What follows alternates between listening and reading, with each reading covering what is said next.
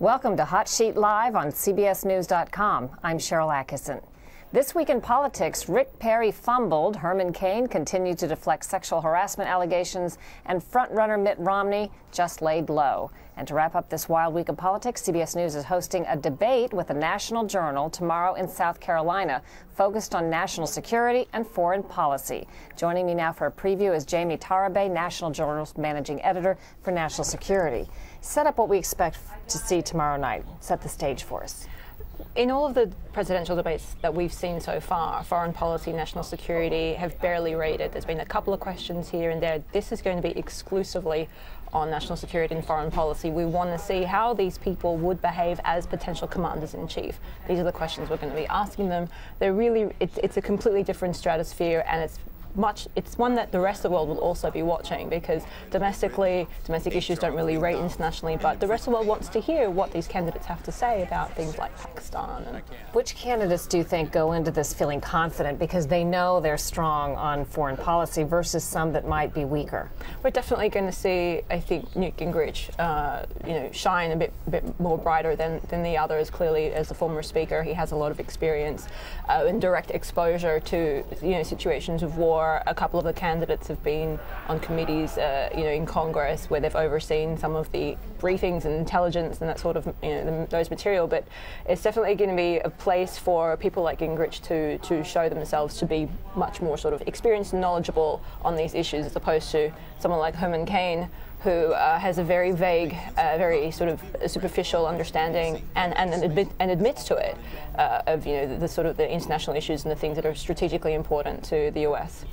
Talking about Herman Cain, do you think that because this is a foreign policy debate, there will probably not be questions continuing on the sexual harassment allegations? Is he safe from that in this debate? It's possible that it could be touched on. Obviously, the character of the president, it's something that affects. It does play out overseas as well. People want to know the sort of person, and it does reflect in diplomatic circles. I mean, there might be some, administrations where it doesn't really factor. Clearly, the Europeans have a back and forth relationship about things like this, but for others, it does matter. I actually think that Herman Cain has a few more. His declarative statements about not knowing a lot and willing to consult dozens of people about policy issues are things that have attracted the attention of someone like Afghan President Hamid Karzai, who when he said that he didn't know who the president of Uzbekistan was, that got his attention, and not in a good way, and it's already playing outside in the international arena. Beyond their experience or knowledge, the individual Republican candidates about foreign policy, are there differences in how they view pursuing foreign policy among them, or are the Republicans fairly monolithic compared to Democrats in how they would handle things? There's definitely issues that they agree on. They all support Israel unequivocally. They have differing perspectives on the troop withdrawals in Afghanistan and Iraq.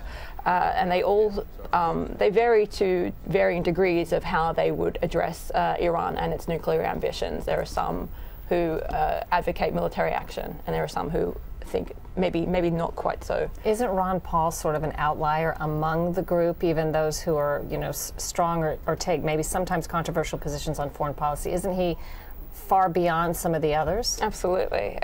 Someone actually just said to me this morning that when you put an issue to him, his response is, "We have to get out of Libya, get out of Iraq, get out of Afghanistan." He's completely, why are we funding the military? Why are we spending all this money? It should be domestically focused, and we shouldn't be doing all these things, overseas. Is there an audience for that? Does that ring true to some people at home? I mean, he's obviously got some supporters. Absolutely. The military budget in a time of economic duress, everyone's focusing on where all the money is going, and his message, it's found a place with a lot of supporters. He has a tremendous base of people who agree with his position that you stop spending so much on the military, start focusing more on internal issues. Republicans traditionally count on foreign policy being a strong point for them with the American public when it comes to fighting against the Democrats on that issue. Yet President Obama has had some pretty big foreign policy achievements. Number one, of course, the death of Osama bin Laden.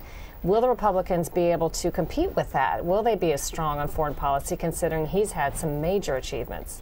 It's going to be interesting to see how that plays out. They may not want to talk about Osama bin Laden directly because clearly, the president accomplished something there. But they will attack him for his treatment or his attitude, his policy towards Israel. They will attack him for the troop withdrawal in Iraq. But and again, the question that sort of reflects back on them is, would they have done the same thing if they were in his shoes with a 50-50 chance of success? Would they have said yes? And this is going to be a real, not just a strength of character debate, but really, you're the commander-in-chief. You're going to get the 3 a.m. call. How are you going to demonstrate that you're capable of the challenge? Are there other ways they can say, however his accomplishments may be now, that there are other things he hasn't done well in foreign policy, and we as Republicans would do those better? Well, it's going to be something like, how much more can they support Israel? They may, Rick Perry, for example, wants to defund not only the UN but also the Palestinians. There's a question of the engagement with Libya, with Egypt, the way that the Arab Spring has transformed the Middle East. That they clearly have divergent paths with the way the president is choosing to go forward. To wrap this up, you mentioned Rick Perry. What does he have to do tomorrow? I assume, in addition to seeming sharp on his issues, he simply cannot forget he cannot appear to have another lapse. He can't say oops. Exactly. Pretty much. Yeah. All right, thank you so much for this. We'll all be watching tomorrow night. Very excited about that debate, sponsored by National Journal and CBS News. And that's it for Hot Sheet Live today. Join us here every Friday at 12:30.